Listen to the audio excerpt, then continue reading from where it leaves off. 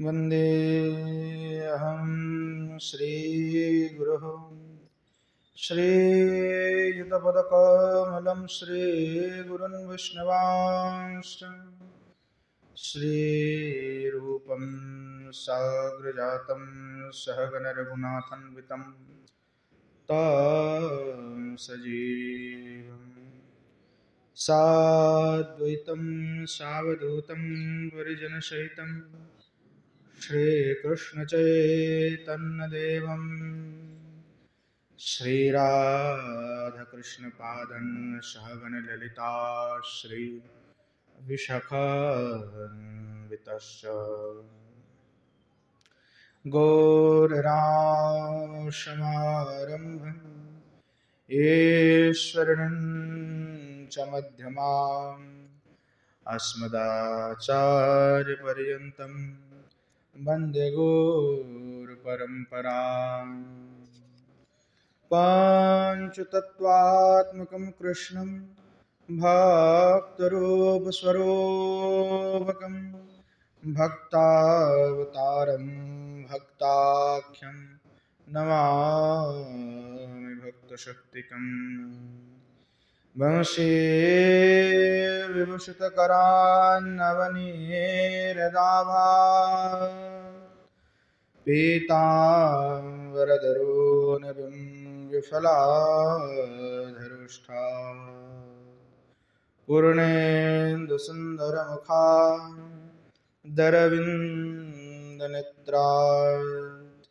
कृष्णात् परं किमपि तत्त्वमहं न जाने। श्रीमद्भागवतं नौमि यश्वैकस्य प्रसादतः अज्ञातानपि जानाति सर्वगमानपि वृषारूढममाकन्तं सोममेष सदाशिवं हरिनामरसन्मत्तं नौमि गोपस्वरं हरम् विद्युल्लता विलसिता नुपमाङ्गकान्तिं वैदग्ध्यकारुण्यरसाप्लुतपद्मनेत्रां वृन्दावननवनिकुञ्जरसैकतृष्णां राधां विना किमपि तत्त्वमहं न जाने। नारायणं नमस्कृत्य नरं चैव नरोत्तमं देवीं सरस्वतीं व्यासं ततो जयमुदीरये। जननी जनकौ वन्दे धरणीधरणीधरौ सन्तानवत्सलो पूज्यो सन्तनो कुशलार्थिनो श्रीरूपं साग्रजं वन्दे रघुनाथं कृपामयं श्रीजीवं भट्टयोगं च शय्यनो सुखदायकम् येषां सहजस्निग्धानं पादरेणुमभीक्ष्णसा सर्वविघ्नविनाशाय शिरसा धारयाम्यहम्। वृन्द्याय तुलसीदेव्यै प्रियायै केशवस्य च कृष्णभक्तिप्रदे देवी सत्यवत्यै नमो नमः। वाञ्छकल्पतरुभ्यश्च कृपा सिन्धुभ्यैव च पतितानं पावनेभ्यो वैष्णवेभ्यो नमो नमः। हरे कृष्ण कृष्ण कृष्ण हरे हरे हरे राम राम राम हरे हरे। बोलो श्री युगल सरकार की जय, श्रीमन महाप्रभु की जय। बोलो जय जय श्री राधे श्याम। अखंड रसवल्लभिका परम करुणामयी श्री विश्वभानुराज नंदिनी श्री किशोर जी की कृपा से नित्य सत्संग में श्री रूप गोस्वामी पाद के द्वारा विरचित श्री स्तव माला का हम नित्य आस्वादन कर रहे हैं और स्तव माला में श्री ठाकुर जी की जो लीलाएं, बाल लीला से लेकर के पोगंड लीला आदि तक जो श्री ठाकुर जी की लीला वर्णना श्री गोस्वामी पाद ने किया, उसका हम क्रम से आस्वादन कर रहे हैं। अर्थात भागवत के दशम स्कंध के जो उत्तर भाग है, पूर्व भाग है, उस पूर्व भाग का हम आस्वादन कर रहे हैं। पूर्व दिवस में भांडिर वनादि क्रीड़ा के आस्वादन हमने किया। उसके पश्चात में श्री गोस्वामी पाद वर्षा शरद विहार चरितम श्री ठाकुर जी के ताद जो शरद वर्णना करते हुए श्री ठाकुर जी के जो विहार है, उस विहार अर्थात वेणुगीत आदि का वर्णना यहाँ पे श्री गोस्वामी पाद कर रहे हैं। अथो वर्षा शरद विहार चरितम, श्री गोस्वामी पाद श्री ठाकुर जी के लीला का वर्णन करते हुए लिख रहे हैं। प्रेमोल्लासन शिलवल्लभ मल्लस्य विजयत लीला यन्माधुरीं विपंच विरिंच सुनः प्रपंचति।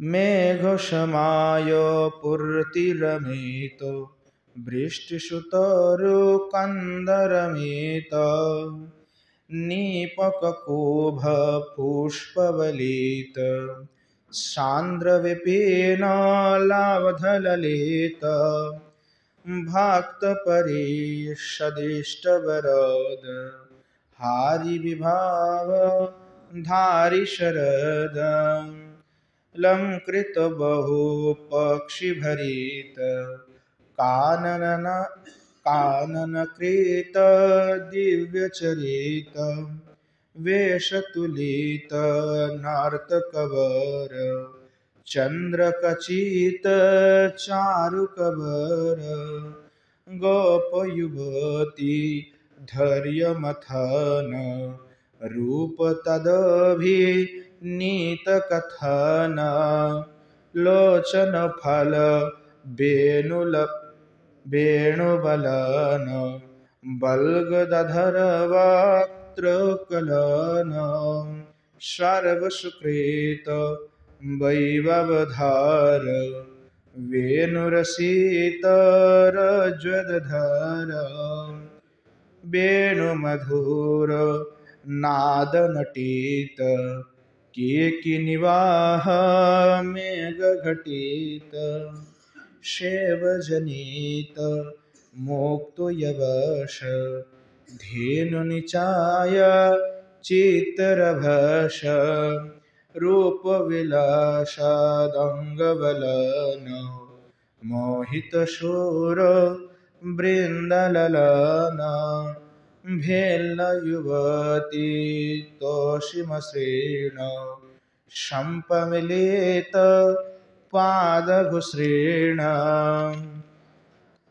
हरिहरिण यशिदमल नेत्रसुखादवक्त्रकमल दास्यनिरात शैलरचित सेवन पशुपाशखचित पाहि करुण मद्विधजन मेश्वर दूर बाप भजन पाहि करुण मद्विधजन मेश्वर दूर बाप भजन। घन प्रणाय घट्टनोद्घुरित घोष सीमंतिनी प्रपंचितो यशस्त्रैश्रुतिविटंकित विक्रीडिते स्वरद्विहसिताट्यविकुहर भुविहार प्रिये रते स्वये त्वरश्नि मम सलिलमुन्मिलतो। हरि हरिण छंदः।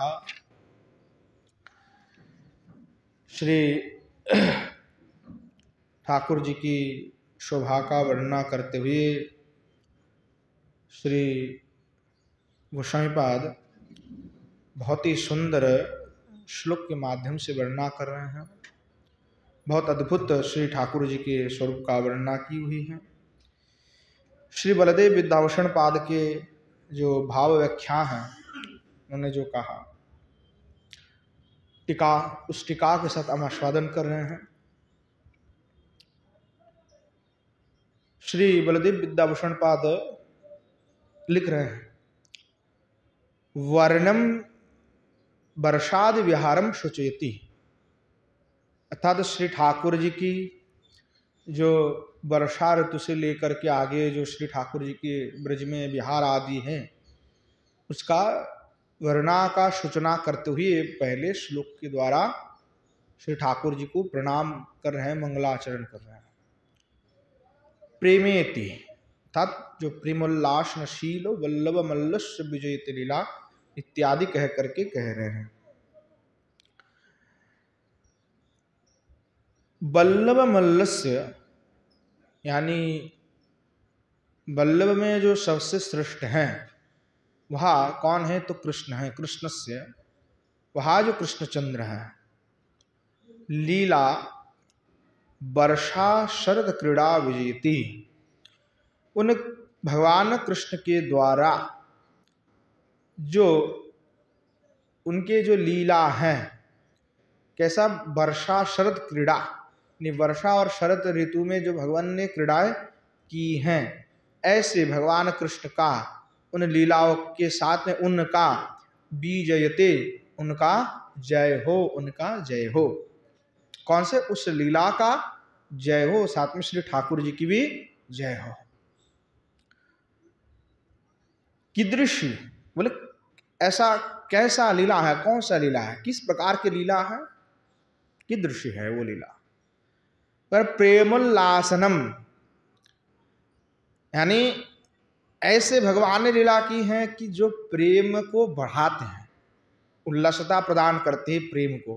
प्रेमोल्लासनम, प्रेम तो होता है परंतु एक उल्लास उसमें हो जाता है। ऐसे भगवान ने क्रीड़ा की जो उल्लास देने वाला है, ऐसा अद्भुत भगवान ने क्रीड़ा की है। अर्थात भक्त भाव वर्धनम शीलम यस्य सह, अर्थात ऐसे भगवान की लीला है कि जो लीलाओं का श्रवण करके, आस्वादन करके और लीला में रह करके, तीनों ही पक्ष हैं, क्योंकि जो लीला हम तो थे नहीं, हम तो हमें कैसा आस्वादन होगा, हमें कैसे उल्लासता मिल रहा है, तो हमें आस्वादन के द्वारा प्राप्ति हो रहा है। और जो श्रवण कर रहे हैं उनको भी आनंद हो रहा है, जो पढ़ रहे हैं उनको आनंद हो रहा है, और जो पहले लीला में थे उनको तो आनंद हो ही रहे हैं।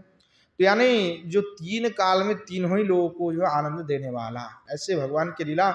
और क्या कर रहे हैं? तो बोले भक्त भाव वर्धनम, अर्थात भक्त के जो भाव हैं, जो प्रेम है, वो उस लीलाओं के माध्यम से वर्धन कर रहे हैं। यानी ऐसे लीला भगवान ने किया कि जिनके द्वारा भक्त की जो प्रेम है, जो भक्ति है, भाव है, वो बहुत ज्यादा बढ़ गया, वर्धन हो गया, यानी घटे नहीं, वो और भी बढ़े, प्रेम और भी बढ़े। शीलम यश तत्, ऐसे शीलम स्वभावम युक्तम लीलाम यश सा, तत् भगवान के लीला कैसे स्वभाव के हैं? तो भक्त के भाव को बढ़ाने वाले हैं, भक्त के प्रेम उल्लास को बढ़ाने वाले हैं, वो श्री ठाकुर जी की लीला है। तस्य महिमानम वदन विष्णुष्टि, अब वहाँ जो श्री भगवान की लीला है, उस लीला की महिमा को कहते हुए श्री रूप गोस्वामी पाद कह रहे हैं, विस्तार कर रहे हैं कि विरिंच सूनहो, तब जो भगवान ब्रह्मा है उनके जो पुत्र हैं सून, कौन है? तो नारदस्य, जो नारद है। विपंच वीणा, विपंची अर्थात वीणा, यस्य माधुरीम प्रपंचेति, अर्थात जिन लीलाओं का माधुरी का प्रपंचेति, प्रपंचेति अर्थात विस्तारेति। प्रपंच शब्द का अर्थ क्या है? यहाँ पे विस्तार करना है। प्रपंच तो अलग हम अर्थ लेते हैं, पर प्रपंच धातु नाम अनेक अर्थत्वत्, एक धातु का अनेक प्रकार अर्थ होते हैं। तो प्रपंच शब्द का अर्थ यहाँ पे ये विस्तार अर्थ में ग्रहण किया है। तथा ऐसे जो नारद जी हैं, जिनकी वीणा सतत निरंतर श्री भगवान के ही लीला गुण गाते रहते हैं, बिनु वादन करते हुए श्री भगवान के लीला माधुर की प्रकाश नारद जी कर रहे हैं। सतत श्री ठाकुर जी की गुणगान में मत्त हैं। ऐसे जो श्री भगवान कृष्णचंद्र है, जिनकी लीला अद्भुत है, ऐसे भगवान कृष्ण आपके लीला की जय हो। इस प्रकार से श्री रूप गोस्वामी पाद कह रहे हैं। अब आगे कह रहा है, मेघ शमायो पूर्ति रमीतु वृष्टि से तरुकंद रमीत। अब कह रहे हैं आगे मेघो इत्यादि। अब मेघ इत्यादि कह करके जो पूरे जो श्लोक हैं, ये के साथ उसका अन्वय होगा। हे ईश्वर, हे भगवान, हे ईश्वर, मद विधम, यानी मेरे ऊपर भी जन्म पाह इति अंतिमेन अन्वय। अर्थात मैं कैसा हो तो मैं अधम हो, पामर हो, ऐसे मेरे ऊपर भी भगवान आप ऐसे जो जड़ हो, मैं जो अधम है, पामर है, उनको भी आप क्या कीजिए, पाही यानी पालन कीजिए, निस्तार कीजिए। ये अंतिम में जो है कहा गया है श्लोक के। तो रूप गोस्वामी पाद स्वयं को अधम पामर कहते हुए कह रहा है कि प्रभु आप हमें कृपा कीजिए, आप ही हमें निस्तार कर सकते हैं। कह रहे मेघ शमाय, अर्थात मेघ शमाय अर्थात वर्षण वेलायाम या पूर्तिगमम पालनम त्वया रमितम पश्चात संचार लक्षणम यस्यः। तो श्री भगवान जब मेघ वर्षण होता है, वर्षा प्रारंभ हुआ, जैसे वर्षा प्रारंभ हुई तो भगवान तो गायों का रक्षक है, पालन करता है। तो भगवान जिस तरफ जाते हैं वो गैया भी श्री ठाकुर जी के साथ में ही सब चल पड़ते हैं। तो कह रहे हैं कि ऐसे जो श्री ठाकुर जी आप उन गायों को पालन करते हुए रमितया रमितम पश्चातम संचार लक्षणम यस्य, अर्थात आप श्री भगवान गमन करते तो पीछे पीछे पीछे पीछे वहाँ सभी जो है गमन करते हैं। यानी भगवान उनको अलग अलग प्रांतर में लेकर के जो है भोजन करने के लिए लेके जाते हैं। तो जो वर्षा आया तो वर्षा में क्या होता है कि भाई भीग जाएंगे, गाय भी भीग जाएंगे, स्वयं भगवान भी भीग जाएंगे, सखा इत्यादि सब भीग जाएंगे। तो जैसे मेघ आकाश में दिखाई पड़ता है कि वर्षा अभी होने वाला है, वर्षा होगा अभी, तो श्री ठाकुर जी क्या करते हैं, बोले वृष्टिषु सतीषु तरु तलम कंदरम च ईत प्राप्त है। अर्थात श्री भगवान जब वर्षा की समय होते हैं तो आप अपने धनुओं को लेकर के किसी बट वृक्ष में, बृहद जो विशाल वृक्ष है जिसमें वर्षा बिल्कुल ना आए, क्योंकि वृक्ष अगर बहुत विस्तीर्ण होगा, घन उसके शाखा होंगे, तो बरसात उतनी नहीं गिरेगा, ऊपर में शरीर पे नहीं गिरेगा। तो कहीं जो तरु लता से भरे हुए कोई स्थान हो, या जो गिरी कंदर यानी जो गिरिराज गोवर्धन की जो गुफा है, उस कंदर में आप जो है जाकर के आश्रय करते हैं ताकि बरसात से आप भीग ना जाओ। इसीलिए स्वयं ठाकुर जी एकदम बिल्कुल नरवत लीला कर रहे हैं। ऐसा देख करके लगता है नहीं कि भगवान है। भगवान जो क्रीड़ा कर रहे हैं वो देख करके लगेगा नहीं कि भगवान है, क्योंकि भगवान उचित क्रिया कर ही नहीं रहे हैं, नरवत लीला कर रहे हैं। इसीलिए कोई भी देवता आदि देखते तो भ्रम हो जाते हैं कि थोड़ी देर पहले तो राक्षस को मार दिया, असुर को मारा, और अभी देखो जाकर के क्या कर रहे हैं। तो वो एकदम हक्का बक्का रह जाते हैं कि ये कर क्या रहे हैं। तो इसीलिए उनकी लीलाओं को समझ नहीं पाते। कह रहे हैं और अरुण उष्णादिक माद्रम अमा अभूत इति तदा तत्र तत्र स्थित इत्यर्थ। अर्थात बरसात से जो भाई भीग नहीं जाए, इसलिए जो है कहीं जाकर के छुप जाते, कहीं जाकर के आश्रय ले लेते ताकि बरसात से बिल्कुल भीग ना जाए। अब जैसे ही फिर बरसात समाप्त हो जाते हैं तो फिर जैसे ही सूरज उगता है, दिखाई पड़ता है बरसात रुक गए, तो फिर पुनः श्री ठाकुर जी क्या करते, उत्तरोत्तर जो नीचे आश्रय लिए थे या गिरी कंदर गुफा में आश्रय लिए थे, वहाँ से निकल करके फिर जो है गायों को चराने के लिए ले जाते हैं। तो वो जैसे श्री ठाकुर जी जाते हैं तो फिर पुनः पुनः वो गैया भी पीछे पीछे श्री ठाकुर जी के चलते हैं। ऐसे अद्भुत रूप से श्री ठाकुर जी जो है क्रीड़ा कर रहे हैं। कह रहे हैं नीपानाम ककुभानाम च अर्जुनानाम पुष्पिर्बलित कृत वेश हैं। श्री ठाकुर जी कैसे वेश से भूषित हैं उसका वर्णन कर रहे हैं। नीपानाम यानी कदम्बानाम, ककुबानाम च अर्जुनानम, अर्जुन वृक्षानाम अर्थात कदम्ब और अर्जुन, पुष्पेर बलित कृतवेशः,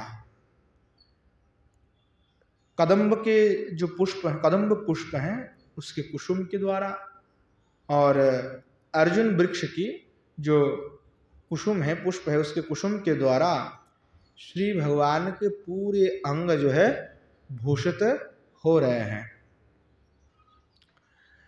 सांद्रेषु विपिनेषु लब्धाजा ललिता मनोज्ञा भक्तो परिषत शोखी गोष्ठ्या तस्यै सह भोजनादि लक्षणानिष्टान वरान ददादिति तथेति वर्षादि विहारो वर्णितः। तो कह रहे हैं कि श्री भगवान सांद्रेषु विपिनेषु, यानी सांद्र का तात्पर्य होता है बहुत निविड़ यानी घना, जहाँ पे बिल्कुल शांति है, किसी का उतना आना जाना नहीं है, घने जंगल है, ऐसे जो अरण्य है, वन है, उसमें विपणम वनम लब्धा यानी प्राप्ता, यानी उसके अंदर जा करके, ऐसे गहरे वन में जा करके ललिता मनोज्ञा भक्त परिषद सखी, अर्थात ललित भी हो, मनज्ञ भी हो और भक्त भी हो, अपने जो परिषद हैं सखी।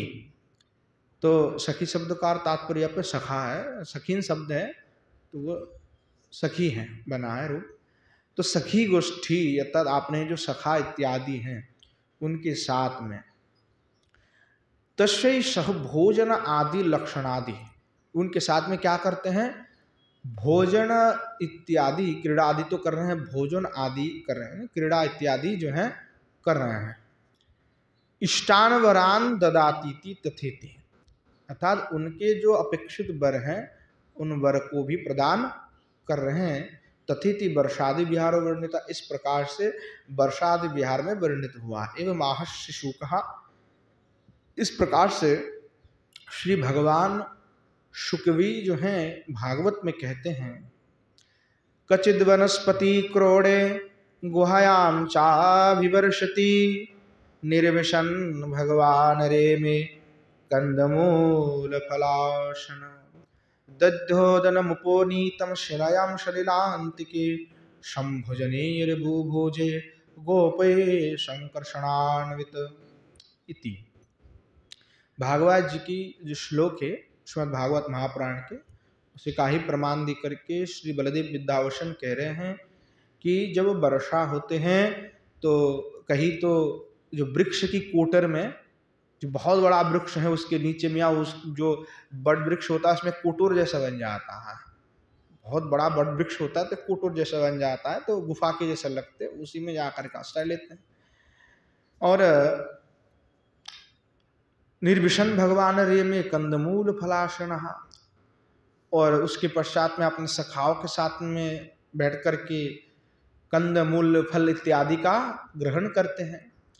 दध्योदन पुनीताम शिलायाम सलिलांतिके, दध्य आदि जो ओदन है, यानी नाना विभिन्न प्रकार के सामग्री है। ओदन शब्द में तो जो है चावल को ग्रहण किया गया है, तो दधी चावल जिसको हम कहते हैं, दही और चावल उसको मिश्रित करके जो है भगवान को सखा आदि प्रदान करते कि थोड़ा सा ग्रहण कीजिए। ऐसे संभोजनेर बुभुजे, मैंने स्वयं भी ग्रहण कर रहे हैं, दूसरे को भी भोजन भगवान करा रहे हैं। गोप ही संकर्षणान्वित, अर्थात आपने जो गोपादि तो है ही है, और संकर्षण भगवान भी अर्थात दाव भैया भी साथ में विराजमान है। ऐसे लीला श्री ठाकुर जी कर रहे हैं। तेषु लब्धायै मुनिगोष्ठ्यै इष्टान वरान ददति तथैति अन्ये अर्थात भगवान उनको प्राप्त हो करके जो अपने सख्य गोष्ठी इत्यादि हैं, उनके मन में एक ही इच्छा है कि श्री भगवान को हम आज ग्रहण कराना चाहते हैं, कि सेवा करना चाहते हैं। तो उनके मन के अभिलाषा को भी श्री भगवान पूर्ण कर रहे हैं।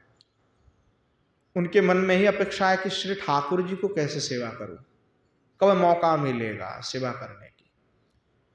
ऐसे तो भगवान भी प्रसन्न होकर के उन का जो है, जो उनके मन में जो वासना है, वासना को पूर्ण कर रहे हैं।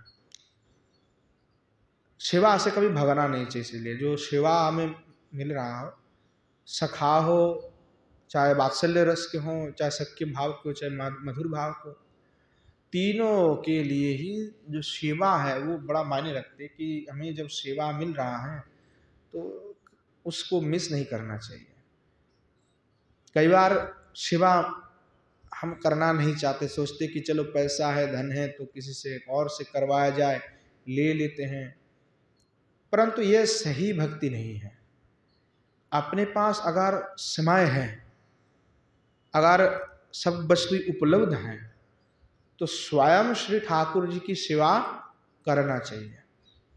ऐसा कभी नहीं होना चाहिए कि भाई मैं दूसरे से कराऊं। दूसरे से कराने का तात्पर्य कि आपने जो भाग्य तुम्हें मिल रहा था, सेवा करने की जो मौका तुम्हें मिला, उसको तुमने गवा दिया। क्योंकि सेवा करने का मौका हमेशा नहीं मिलता है। देखो सखा किस प्रकार से श्री ठाकुर जी की सेवा कर, वात्सल्य रस के उपासक कितनी प्रेम है मैया में, श्री ठाकुर जी के लिए नित्य स्वयं जो है नवनीत प्रस्तुत कर रहे हैं। हजार दास दासी होने के बावजूद भी हमारे पास होते तो हम तो भाई बिल्कुल नहीं करते। हम कहते भाई कुछ क्या करना, हम तो बैठे रहेंगे, अपने नौकर वोकर है सबसे करवाएंगे। परंतु वो प्रेम है कि हम जिनको प्रेम करते स्वयं बना करके पवाएंगे। हमारे अभी इस युग में जो कली युग है, इसमें लोगों के अंदर भाव बड़े हैं, परंतु वो भाव भावियों के अनुगत नहीं है। यानी जिन्होंने भाव का ग्रहण करके वात्सल्य सख्यादि रस में रसाभिषिक्त होकर के उस रस का आश्रय लेकर के जिस भाव में भावित होकर के तीव्र प्रेम के द्वारा भगवान की सेवा किए, वो सब नहीं है। केवल भाव मात्र ही दर्शन होते हैं, केवल भाव मात्र ही दिखा जाता है। परंतु उन जिन्होंने उस भाव का ग्रहण किया या उस भाव को दिखाने वाले जो हैं, उनके हम अनुकरण नहीं कर रहे, अनुसरण नहीं कर रहे हैं, या उन्होंने जो कहा उसका हम अनुसरण नहीं कर रहे हैं, उन क्रियाओं का अनुगमन नहीं कर रहे हैं, तो ये शिक्षाचारिता भक्ति हो जाएगा। और शिक्षाचार जो भाव है वो भाव कभी भी शुद्ध नहीं होता है। शिक्षाचार जो भाव है, भाव बढ़िया है, परंतु भाव शिक्षाचार नहीं होनी चाहिए। अगर वो शिक्षाचार हो जाता है तो फिर बहुत गड़बड़ है। क्योंकि लोग कहते हैं कि हमें स्वाधीनता चाहिए, पर स्वाधीनता है, अच्छा है, पर स्वाधीनता अगर व्यभिचार में परिवर्तित हो जाए तो फिर क्या हो जाएगा, फिर वो बिल्कुल नष्ट हो जाता है। तो ये शिक्षाचारिता सेवा में नहीं होनी चाहिए। जिन्होंने जिस रस का आश्रय किया, आजकल ऐसे ऐसे भाव, ये एक तो प्रकरण आजकल ये भी चल रहा है कि कोई मीरा के भाव में आश्रित है, कोई गोपी के भाव में आश्रित है। तो आजकल अधिकतर लोग कई बार गोपाल जी से विवाह कर लेते हैं।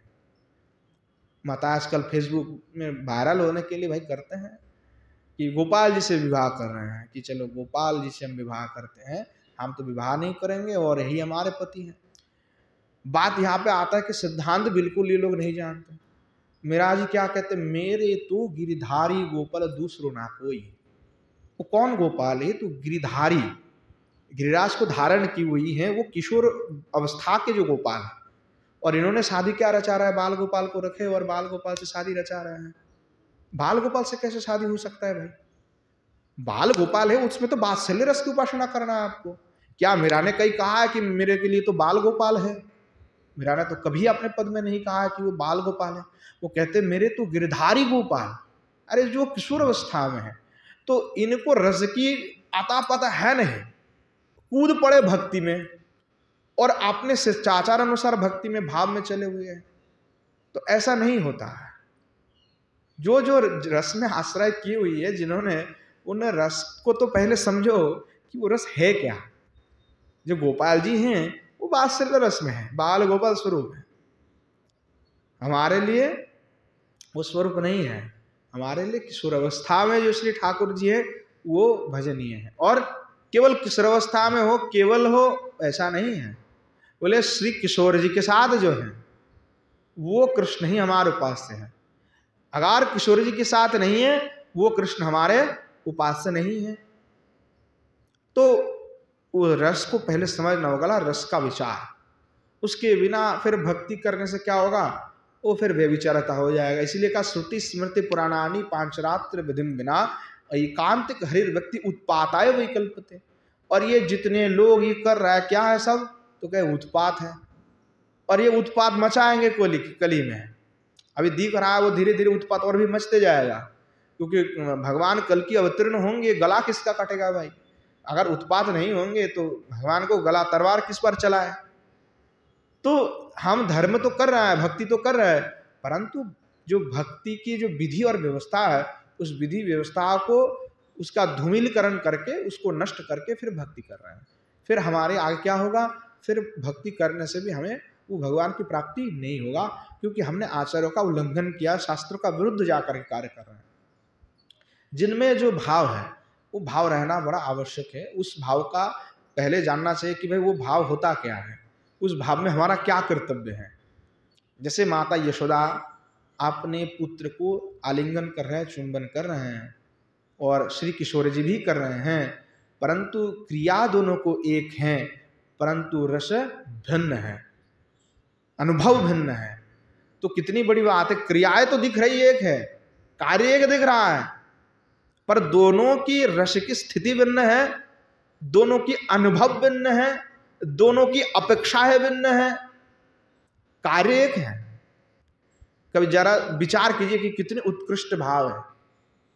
तो भाव को पहले समझना है, उसके बाद स्वयं उस भाव में ढलना है, और उन जिन्होंने जिस भाव का आश्रय लिया और भगवान को प्राप्त की, उन भावों को ही हमें ग्रहण करके उनके बत आचरण करना है।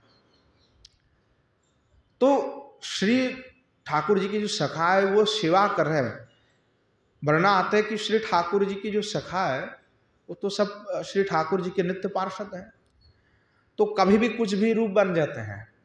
16 सखा का वर्णन आते हैं तो कहते हैं कुछ जैसे श्री ठाकुर जी को गर्म लग रहा है तो कोई वृक्ष होकर के छाव देने लगते हैं, तो कोई स्वयं व्याजन हो जाते हैं और व्याजन हो जाते हैं, तो कोई कहता है कोई वायु प्रवाह कर देते हैं।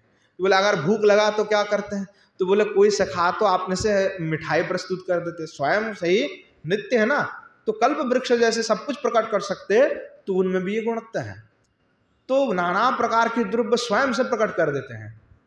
ये भगवान को जो जो वस्तु की आवश्यकता है सका, उन सब वस्तु की का जो है वहां पे तुरंत भगवान की सेवा के लिए उपस्थित कर देते हैं। आत्मवत सेवा है तो अंदर पूरे समर्पण है सेवा में, एकदम बिल्कुल और कुछ नहीं, ठाकुर जी की सेवा। तो वो जब इतनी प्रेम है तो श्री ठाकुर जी भी प्रसन्न हो जाते हैं। तो जब श्री ठाकुर जी स्वयं भोजन कराते हैं और जब स्वयं भगवान भोजन ग्रहण करते हैं तो देवता ऊपर से देख कर हक्का बक्का रह जाते हैं कि जिनको मुनि ऋषि आदि सब बड़े बड़े यज्ञ हवन करते हैं और हवन करके स्वाहा स्वाहा इत्यादि कह करके जब उसमें घृत आदि अर्पण करते हैं तो कभी कभार भगवान प्रकट होते हैं तो अग्नि के द्वारा उसका ग्रहण करते हैं, परंतु वो दर्शन कदाचित देते हैं, नहीं तो नहीं लेते, ग्रहण भी नहीं करते।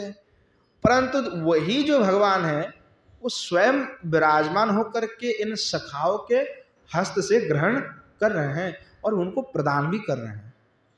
तो सोचते कि इनकी भाग्य कितना विशाल होगा, कितनी महिमा है इनका, वो भी अचंभित हो जाते हैं कि भगवान कैसे कृपा है। अथो शरद विहारम हारित इत्यादि ना, अब वर्षा ऋतु के पश्चात में श्री भगवान के शरद ऋतु का वर्णना करते हुए कह रहे हारिनो रुचिरान पद्मादि बिभरान धरती या शरत त्वयालंकृतेषु बहु भी हंसादि पक्षिभिर भरितेषु कारणेषु कृतानि दिव्यानि चरितानि येन। तो भगवान बहुत ही सुंदर जो पद्म आदि जो पुष्प हैं उसके द्वारा पूर्णतः जो शरवर है और शरद काल में शरतत्वालंकृत शरद काल में बहुवीर हंसादि पक्षी और बस हंस और नाना प्रकार के पक्षी आदि के द्वारा जो परिपूर्ण जो वृंदावन कानन है उस कानन में जो क्रीड़ा कर रहे हैं। कृतानि दिव्यानि चरितानि जीन, अर्थात भगवान उस जो सुशोभित हो रहा है शरद काल में, शरद ऋतु में, ऐसे जो शोभित वृंदावन है उस शोभित वृंदावन में श्री भगवान लीला विलास कर रहे हैं। भागवत जी में श्री भगवान सुखदेव उल्लेख करते हैं, इत्थम शरत शच्छ जलम पद्मकर सुगंधिना न्याविशद वायुनावातम स गो गोपालकच्युतः। अर्थात श्री भगवान इस जो सुशोभित जो हो रहे श्री ब्रजमंडल, जब शरद ऋतु आया तो शरद ऋतु के कारण जो है चारों तरफ जो है पुष्प खिली हुई है, बहुत सुंदर सुंदर दिव्य पुष्प खिली हुई है और हरा भरा पत्ता से भर गए वृक्ष, और जो सरोवर में कमल आदि जो खिले हुए हैं उसके सुगंध से वृंदावन पूरे सुगंधित हो रहा है। ऐसा अद्भुत सुगंध है वृंदावन में, बिल्कुल सुगंध से भर गए, नाना प्रकार के पुष्प जो है खिल गए, विकसित हुए हैं और चारों ओर एकदम हरा भरा और इतने सुंदर परिवेश हो रहा है। तो ऐसे जो बहुत सुंदर वृंदावन, और जहाँ मंद मंद वायु का तो न्याविशद वायुना वातम, और कैसे वायु प्रभाव हो रहा है, बोले मंद मंद वायु का प्रभाव हो रहा है और दूर दूर तक जो है वो सुगंध फैल रहे हैं।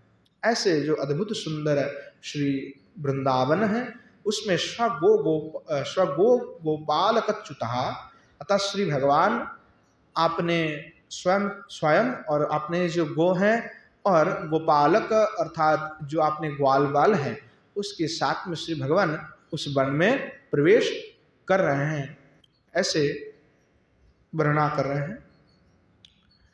बोले कुसुमित बनराजी सुष्मि भृंगुद द्विजकूल घुष्ट स्वर शरीर महिध्रम इत्यादि कहकर के आगे कह रहे हैं,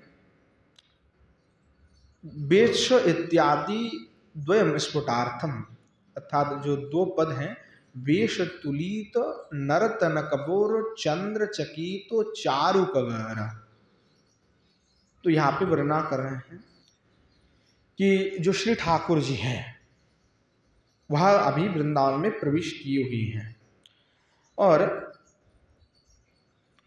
क्या हो रहा है, कुसुम से भरे हुए हैं और भृंग जो हैं चार बार गुनगुन गुनगुन कर रहे हैं, यानी जो पुष्प इतने विकसित हुए हैं उसकी सौरभ मंद मंद वायु से प्रभावित हो रहे हैं, तो पुष्प की जो सुगंध है उस सुगंध को आग्रहण करते हुए भौरा आ गया और भौरा गुंजन कर रहे हैं और नाना प्रकार के जो पक्षी आदि हैं वो अलग अलग गुंजन कलरव कर रहे हैं। गुंजन करते हुए जो मयूर है वो पंचम स्वर में गायन कर रहे हैं और कोकिल है षड स्वर में गायन कर रहे हैं, ऐसे अलग अलग जो पक्षी आदि वो अपना कलरोप कर रहे हैं। चारों तरफ जो हैं बहुत ही सुंदर लग रहे हैं, ऐसे अद्भुत जो श्री वृंदावन है। और श्री भगवान भी शोभित हो रहा है, बोले कैसे शोभित हो रहे हैं, बोले वेश तुली तो नरतन कबरो, और श्री भगवान उस जो वृंदावन है उस वृंदावन में नटवेश धारण करके, नटवर वेश धारण करते हुए भगवान आप क्रीड़ा कर रहे हैं। और चंद्र चकित चारु कवर, और श्री भगवान आपके जो मस्तक हैं उस ललाट मस्तक पर जो है मयूर पुच्छ सुशोभित हो रहे हैं, भगवान आपकी चूड़ा में सुशोभित हो रहे हैं। यद उत्तम भागवती, जो भागवत में भी कहा गया, वरहा पीडम नटवर बपू इत्यादि कह करके जो वर्णना किया गया है, और बहुत प्रसिद्ध श्लोक है। बरहा पीडम नटवर बपु कर्णहु कर्णिकारम बिभ्रद बाशः कनककोपशम वैजयंती चमाला। हम रोज ही जो है वंदना के समय में श्री ठाकुर जी की स्वरूप का ध्यान करते, क्योंकि सुखदेव भगवान ने जब इस श्लोक का श्रवण किया तो सुखदेव जी की जो ब्रह्म का ध्यान था, वो ब्रह्म का ध्यान जो है टूट गया था। यही वो श्लोक है जिसको सुनने के बाद सुखदेव गोस्वामी जो ध्यानस्थ हो गए थे, तन्मय हो गए थे कि ब्रह्म के चिंतन में, इन स्वरूप का दर्शन करके ब्रह्म की चिंतन बिल्कुल हट गया था। ऐसे भगवान के दिव्य स्वरूप है ये। तो कहते हैं कि श्री भगवान उनके ही स्वरूप का थोड़ा सा अलग ढंग से इन्होंने वर्णना किया गोस्वामी पाद ने, कि श्री ठाकुर जी बड़े सुशोभित हो रहे हैं। आपने मस्तक पे जो है श्री ठाकुर जी धारण की हुई है, क्या तो मयूरपंख धारण की हुई है। और श्री ठाकुर जी नटवर बपु, और ऐसे बपु हैं कि नटवर यानी नृत्य कला में जो बहुत ही पारंगत है। नट नृत्य में पारंगत जिसको नट कहते हैं, और वर शब्द का होता है तात्पर्य श्रेष्ठ, और बहुत ही श्रेष्ठ उसमें जो है। और कैसे हैं बोले कर्णहु कर्णिकार, कान में जो है किन्नर की पुष्प जो श्री भगवान ने धारण की हुई है।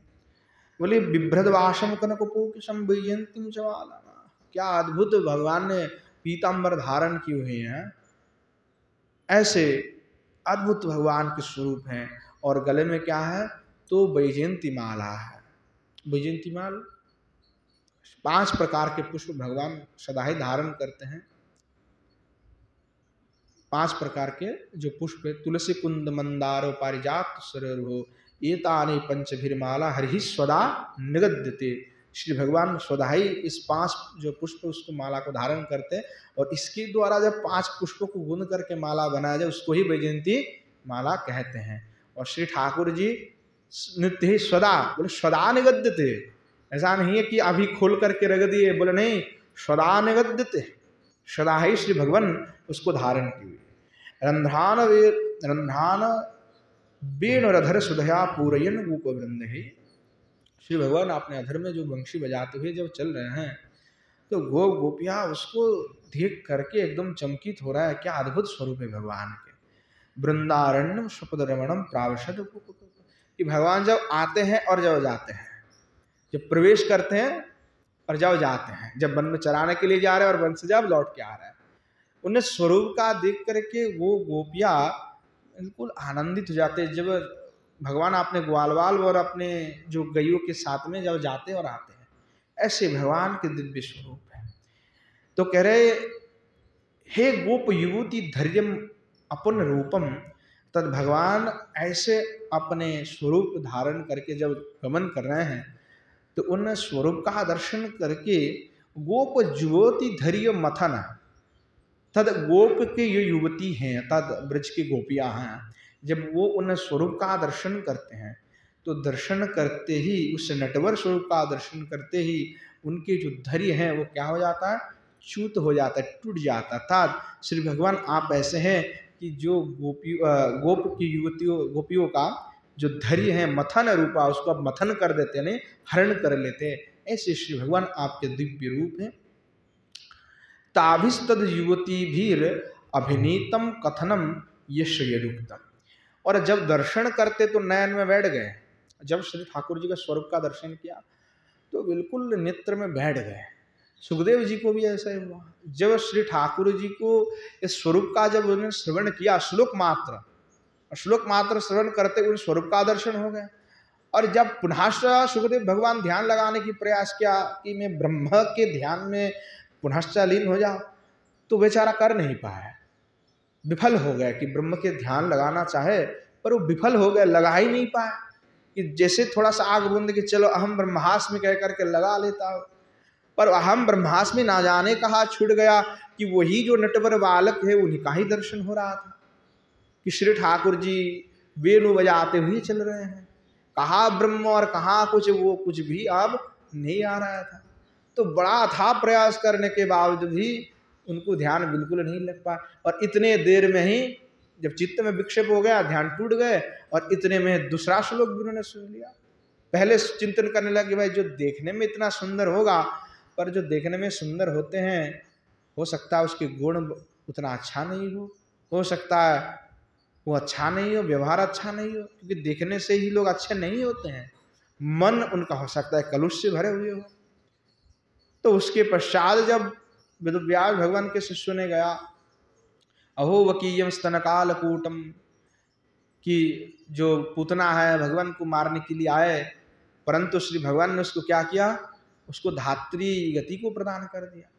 तो ये श्रवण करके सुखदेव भगवान को दृढ़ विश्वास हो गया कि यह जो जिन स्वरूप का मुझे श्रवण मैंने किया, वो जो भगवान हैं वो स्वभाव से है भी अच्छे हैं।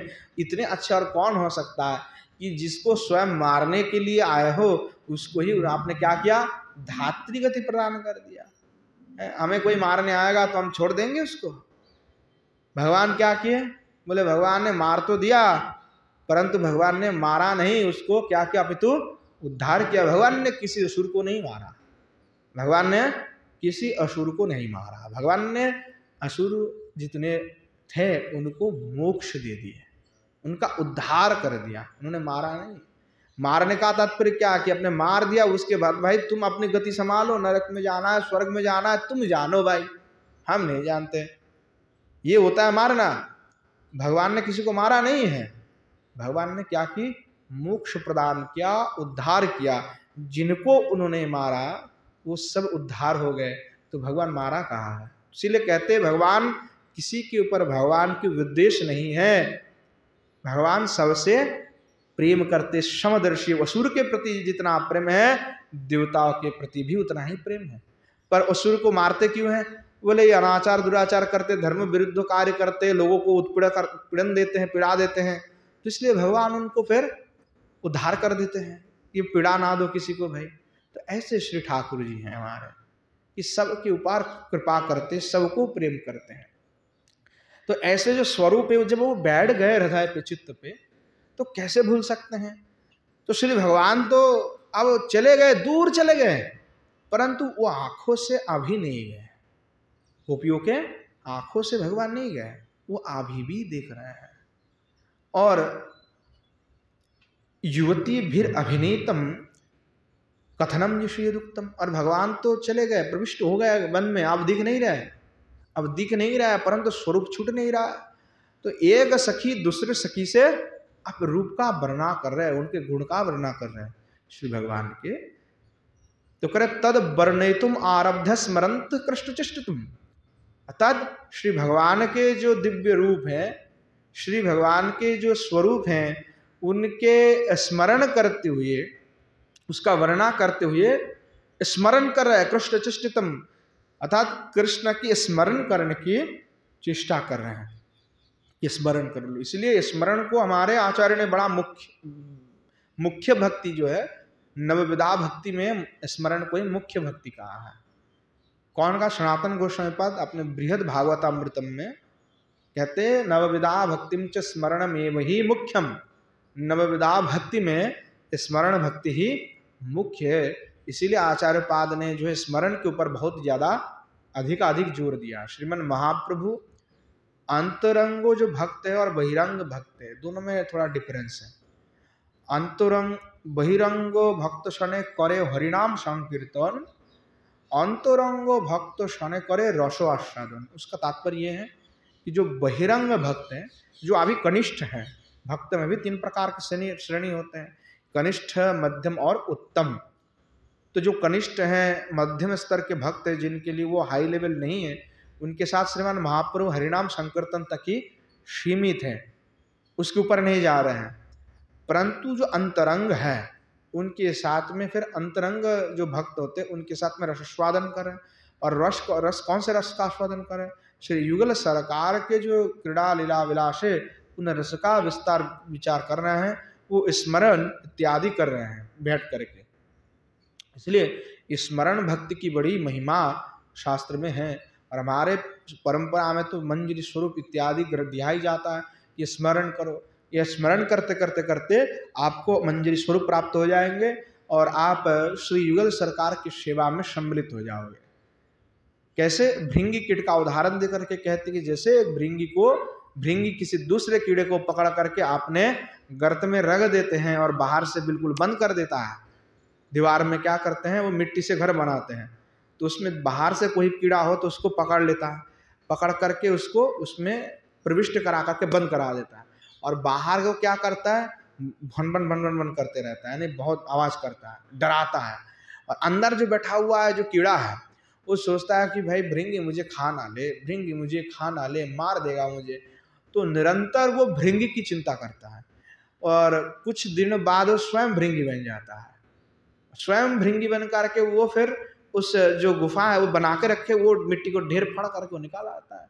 तो सोचो कि साधारण, इसका उदाहरण भागवत में दिया है कि साधारण प्राकृतिक लोक में अगर एक कीड़ा भृंगी का चिंतन करके स्वयं भृंगी बन सकते हैं, तो आप स्मरण करते करते भक्ति में क्या आप मंजरी या आप सिद्ध स्वरूप नहीं मिल सकता? बिल्कुल मिल सकता है। उदाहरण इसीलिए दिया और दूसरा कोई उदाहरण ही नहीं दिया आचार्य पाद ने कहा, इसीलिए कहा कि इतनी चिंतन करके तन्मय हो जाओ कि उसमें डूब जाओ, तो स्वयं की जो अस्तित्व सत्ता है वो फिर नष्ट हो जाएगा। जो हमारे अंदर जो सत्ता है विद्यमान है कि मैं फलाना हूँ, मेरा परिचय ये है, तो ये जो सत्ता है, सत्ता बिल्कुल नष्ट हो जाए, खत्म हो जाएंगे वो। कब? जब आप उस कृष्ण विषय में डूब जाओगे, उनके स्मरण में डूब जाओगे, तो आपके अंदर वो परिवर्तन आएगा, ऑटोमेटिकली आप चले जाओगे। तो आचार्य वर्ग परंपरा में शुद्ध प्रणाली देते हैं।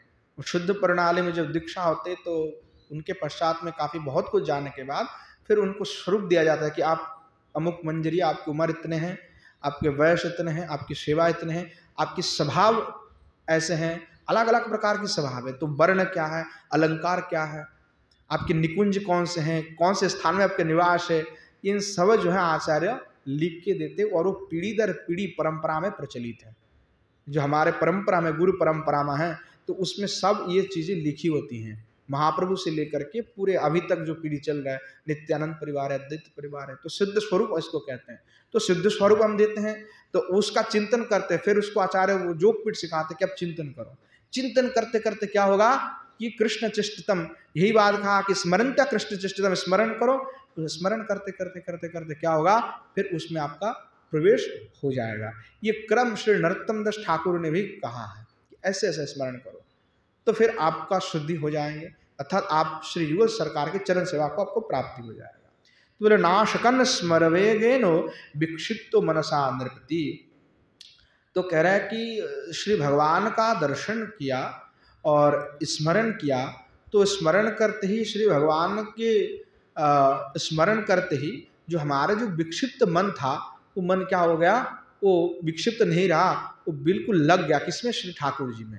हमारे चित्त कैसे विक्षिप्त है, इधर उधर इधर उधर भटक रहे हैं, तो यहाँ जो विक्षिप्त चित्त है वो कैसे ठीक हो सकता है? तो कहते कि श्री भगवान का स्मरण करो, तब क्या होगा, स्मरण से यहाँ जो विक्षिप्त मन है, वो विक्षिप्त मन बिल्कुल क्या होगा, नष्ट हो जाएगा, विक्षिप्त नहीं रहेगा।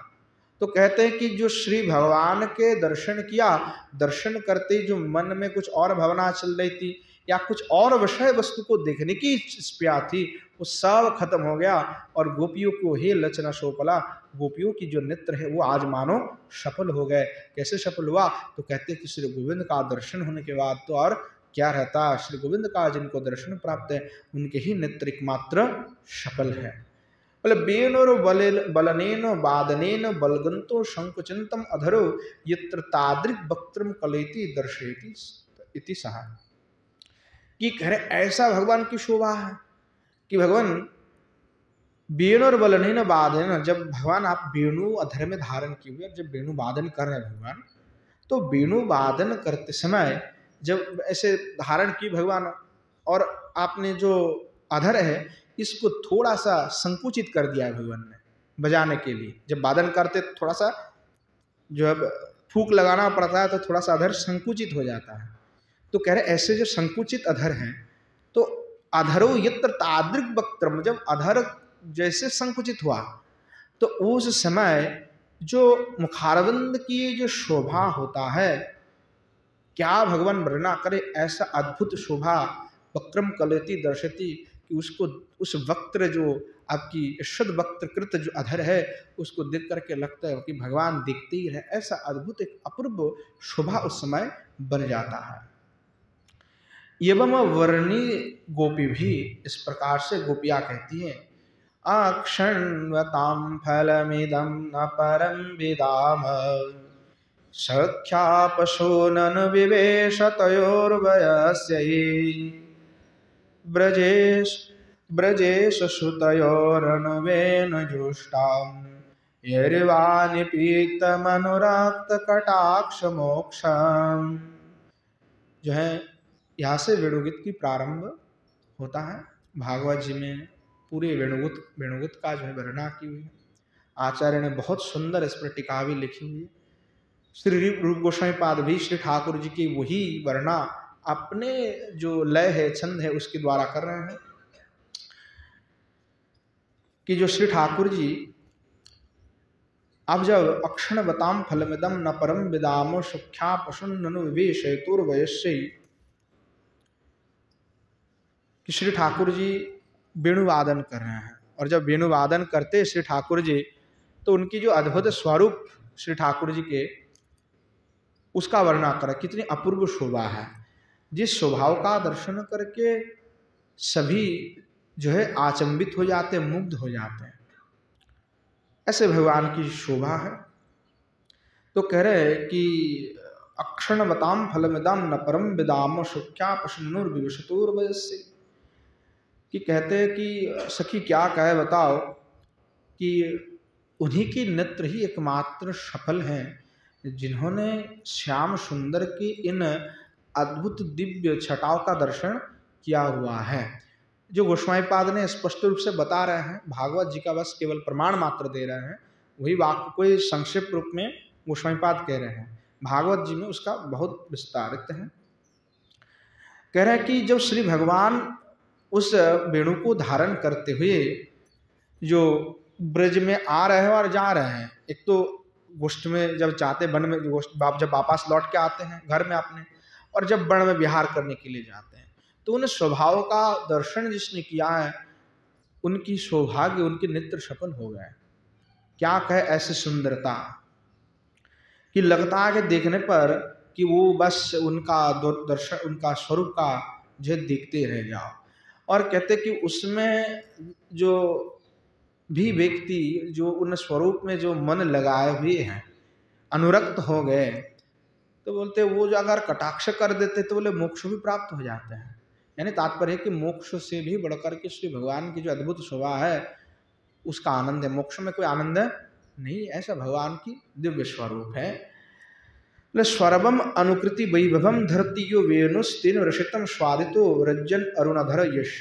अब कहते हैं कि जो श्री भगवान जो अपने अधर में वेणु का धारण की हुई है, तो गोपियां कह रहे हैं कि बताओ सखी, श्री भगवान जो वेणु धारण की हुई है, इस वेणु का क्या महिमा है। यो वेणु स्वर्वम सुकृति वैभवम धरती, क्या वेणु ने हम सभी से या इन पृथ्वी में जितने लोग हैं क्या सभी से अधिक पुण्य वेणु का है। बोले क्यों वेणु का पुण्य है। बोले स्वारवम वैभवम धरती, अरे भाई जो सब कुछ के मूलाधार है, परम तत्व है, वो श्री भगवान कृष्णचंद्र है, जिन्होंने आपने आधार पे उस वेणु का आधारण किया हुआ है। तो उसकी सौभाग्य इतनी थोड़े कम है। ऐसा सौभाग्य और किरण क्या है कि जो भगवान किन्हीं को आधार में धारण की हुई है। वो भगवान से जुड़े हुए कोई भी वस्तु का कभी भी अपमान नहीं करना चाहिए। भगवान ने जो जो वस्तु को आपने धारण किया है, स्वरूप में धारण की हुई, उन वस्तु का अलग अलग महत्व, उसको कभी मजाक नहीं लेना चाहिए उसको, उस वस्तु का, क्योंकि हम ना जाने ऐसे कई कुछ बोल देते हैं, है ना। बोल देना मात्र से तो हो गया, चलो बोल दिया हो गया, परंतु उसमें जो सूक्ष्म रूप से अपराध हो रहा फिर उसका क्या होगा। अब बताओ कि तुलसी की महिमा कि बांस की महिमा है, अब क्या बताओगे, तुलसी बताओगे कि बांस बताओगे, दोनों की अलग अलग महिमा है। बोलते श्री जी कहती हैं कि भगवान मैं तुमसे एक ही निवेदन करता हूं संकल्प कल्पद्रुम में वर्णना की गई है कि श्री जी कहती है प्रार्थना करके कि भगवान एक ही प्रार्थना है। बोले कौन सी प्रार्थना है? कहते हैं कि अगर अगली बार मेरा जन्म हो तो वेणुकुल में मेरा जन्म हो। इस बार तुमने वृषभानुकुल में जन्म लिया, अगली बार मेरा जन्म हो तो वही वेणुकुल में मेरा जन्म हो। बोले क्यों वेणुकुल में जन्म हो? बोले भगवान वेणु की इतनी महिमा है, इतनी सौभाग्य है, जो आपके अधर में रह कर के निरंतर आपकी रस का पान कर रहे हैं, और ऐसा परम सौभाग्य हमें भी नहीं प्राप्त है, तो हम यही चाहते हैं कि हमारे भी वेणु हम हो जाए, ताकि आपके अधर में सदा सदा विराजमान रहे। बताओ कितनी भगवान, कितनी महिमा है वेणुओं का। आचार्य ने इस पर ग्रंथ लिखा कि वेणु महात्म्यम, कि वेणु का क्या महिमा है। तो भगवान ही वेणु है जिसके द्वारा त्रिभुवन को मोहित कर रहा है। भगवान अशुद्ध वृक्ष के स्वरूप है, उसकी भी महिमा है। भगवान कह रहा है कि श्री किशोर जी कहती है कि अगले जन्म में पुष्प हो जाओ, कि आपके गले में निरंतर में रहूंगा। फिर ऐसे अलग अलग वासने श्री जी के हैं। तो श्री भगवान की जो भी वस्तु प्रिय है, उन वस्तु भक्तों को भी प्रिय होना चाहिए, तत्त विषय पृथ्वी होना चाहिए। अब हमें खट्टा लगता है और अच्छा लगता है खाने के लिए, बहुत तिरछ मसाला, तो भगवान को भी खिलाना ऐसे बिल्कुल नहीं है। जो श्री ठाकुर जी को प्रिय है वो हमें प्रिय होना है। हमें जो प्रिय है वो ठाकुर जी को प्रिय नहीं बनवाना है, क्योंकि हम तो विषय लोलुपी हैं। जीवभार लालस जीव इति उति धाय, शिष्ण उदर कबू कृष्ण नहीं पाए। जो शुष्ण उदर परायण व्यक्ति हैं, जीवभाव की लालच में, उनको भगवान नहीं मिलते। तो इसलिए श्री ठाकुर जी को जो वस्तु प्रिय है वह वस्तु हमारे भी प्रिय हो। ऐसे हमारे गोस्वामी पाद ने तो और भी कठोर हो गए, बोले ठाकुर जी आपको जो प्रिय है वो सब प्रिय है, वो हमें भी प्रिय है, पर हम ग्रहण नहीं करेंगे। बोले क्यों नहीं ग्रहण करोगे? बोले हम अभी हैं, हम भले ही आपके पास सेवक हैं, हम तो मनुष्य हैं, हम कैसे ग्रहण कर लेंगे? हम साधक हैं, हमारी साधनाएं टूट जाएंगे। जब मदन मोहन जी सनातन गोस्वामी पाद से कहा कि भाई कम से कम नमक तो डाल दिया करो, बिना नमक में खाया नहीं जा रहा है, तो गोस्वामी पाद ने कहा भाई हम आज तुम नमक मांग रहे हो, कल नवनीत मांगोगे, कल राजभोग मांगोगे, कहाँ से लाएंगे हम ठहरे विरक्त संत, और हमसे वो सब ग्रहण नहीं होगा, और आपका जो प्रसाद हम देंगे फिर क्या करेंगे उसका? हाँ क्या करना है? हम नहीं खाएंगे, हम नहीं जाएंगे। भगवान आपको चाहिए तो आप व्यवस्था कर लो। बताओ कितनी हिम्मत श्री ठाकुर जी से कह रहा है कि आपकी व्यवस्था आप कर लो, हमें मत बोलो। हम खाएंगे तो हमारी भजन नष्ट हो जाएगा, तो षड़रस का ग्रहण करेंगे तो हमारी भजन नष्ट हो जाएंगे। तो कहते हैं हम नहीं लेंगे विषय से कोई धन अन्न नहीं लेंगे, हम कोई जुगाड़ नहीं लगाएंगे, आपका इच्छा आप ही कर लो प्रभु। बताओ कितनी प्रीति होना चाहिए भगवान के ऊपर, कि भगवान के मुंह पर कह रहा है कि हम नहीं देंगे, तुम व्यवस्था करो अपना। हम कह पाए कितनी प्रेम है। और भगवान क्या कर रहा है?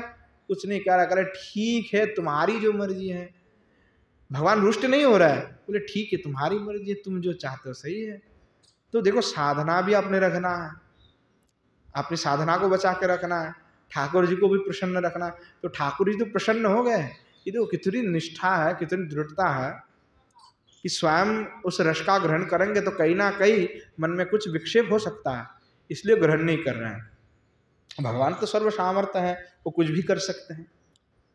तो ऐसे हमारे आचार्य पाद हुए। तो श्री ठाकुर जी के पास जो है जो भी वस्तु है श्री ठाकुर जी की, उसमें हमारे भी प्रति होना चाहिए। कई बार उस खाद्य आदि के ग्रहण में थोड़ा सा विचार व्यवस्था बनाना चाहिए, क्योंकि हम साधना में हैं अभी, और साधन अवस्था में तो भाई हमें रखना पड़ेगा। अब सिद्धि हो जाए, मंजरी बन जाए और प्रवेश हो जाए, तब जाकर के खूब लड्डू कचौड़ी जो खाना है खा लो, कोई आपत्ति नहीं है। परंतु साधना काल में कम से कम साधनाएं विघ्न ना हो जाए, उसका ध्यान रखना है। तो कहते हैं कि वेणुस्तन रशित्वा स्वादित्व रजन अरुणधर यशः, कि भगवान वेणु ने क्या ऐसी महिमा ये किया, पुण्य किया, महापुण्य किया, कि आपकी अधर की रस को निरंतर ये पान कर रहे हैं। आपके जो अरुण अधर है उसमें संलिप्त होकर के वो पान कर रहे हैं। यदुक्तम तावि गोप्या किमचरदयम कुशलस्म वेणुर दामोदर दामोदराधर सुधामपि गोपिकानाम इत्यादि इह वेणु सुकृतत्वम कल्पितम बध्यम। तो गोपियाँ कहती कि ऐसा कौन सा आचरण किया, ऐसा कौन सा पुण्य है किया वेणु ने कि जो भगवान दामोदर है उनके अधर में जो है जाकर के उस अधर का निरंतर पान कर रहे हैं, तद वेणु की सुकृति क्या है, इस प्रकार की महिमा है। तो यह यहाँ पे कह रहे हैं, कर वेणुर मधुर नादेन नटिता केकी निबहाजेन। और भगवान ने जब वेणु वादन कर रहा है उसकी मधुर नाद से नटिता यानी नृत्य कर रहे हैं, केकी निबहा, केकी यानी मयूर जो है नृत्य कर रहे हैं।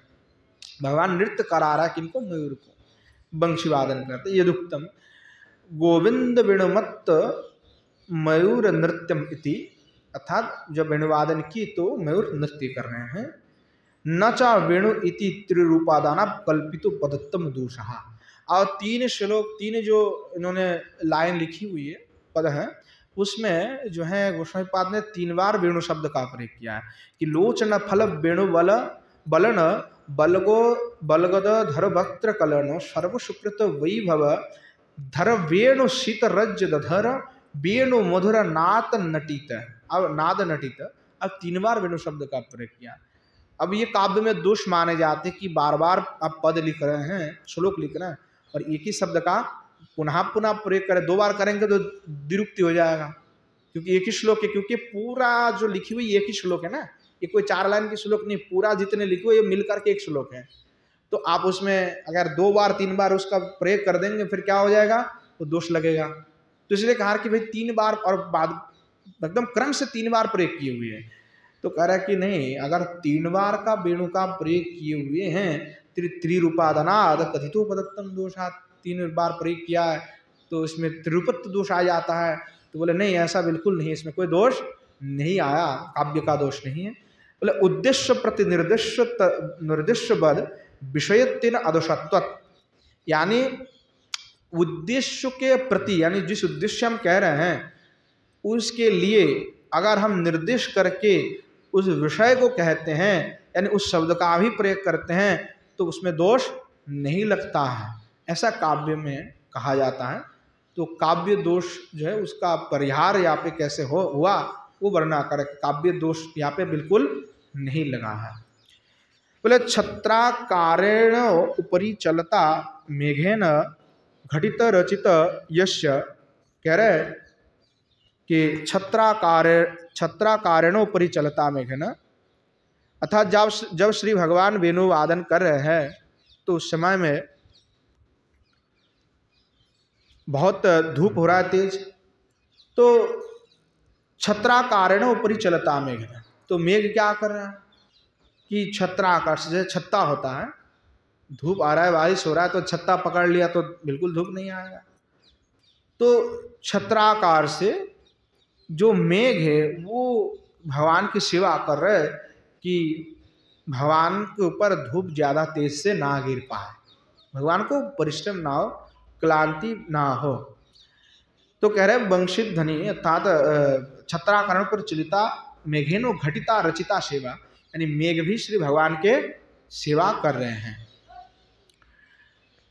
शरद अर्को मरिचि स्पर्श शंकिना बारी वाहनो कृतोच्छाय इत्यर्थ, अर्थात जैसे मेघ है वो क्या कर रहे हैं कि जो शरद काल में जो तीव्र में जो सूर्य है जो बहुत ही तेज धूप प्रदान कर रहे हैं, उससे बचाने करने के लिए कि भाई अभी मानो कि वर्षा तो अभी चले गए, तो जो एकदम बिल्कुल नीले आसमान है और ये जो शुभ्र शुभ्र मेघ है वो आकर के क्या कर रहे हैं, छाया प्रदान कर रहे हैं कि भगवान को धूप ना लगे, वो भी वो सेवा कर रहे हैं। बारी वाहन कृतच्छाय बारी वाहन तद मेघण यदुक्तम ताभी, वो भी जो है भागवत जी में कहा गया है। शेकुर व्यधाद सब पुषाम बुध आत पत्रम इति यनितो निष्पादितो वेणुनाद अनुभवेनो मुक्तो यवासनाम त्यक्तो तृण कवलानाम धेनु निचयनम चित्तेषु रभसो हर्ष ये ना। कह रहे कि जब श्री भगवान वेणुनाद कर रहे हैं तो भगवान के वेणुनाद से जो ध्वनि उत्पन्न वेणुनाद से, उस वेणुनाद का श्रवण करते हुए जो गौ माता हैं, गैया हैं, वो मुक्त यवशानम यानी त्याक्त तृण कवलानाम, अर्थात जो अभी धेनु हैं, जो गाय हैं, वो अभी क्या कर रहे थे, हरे भरे घास को ग्रहण कर रहे थे, भोजन कर रहे थे। अब आधा उसने ग्रहण किया,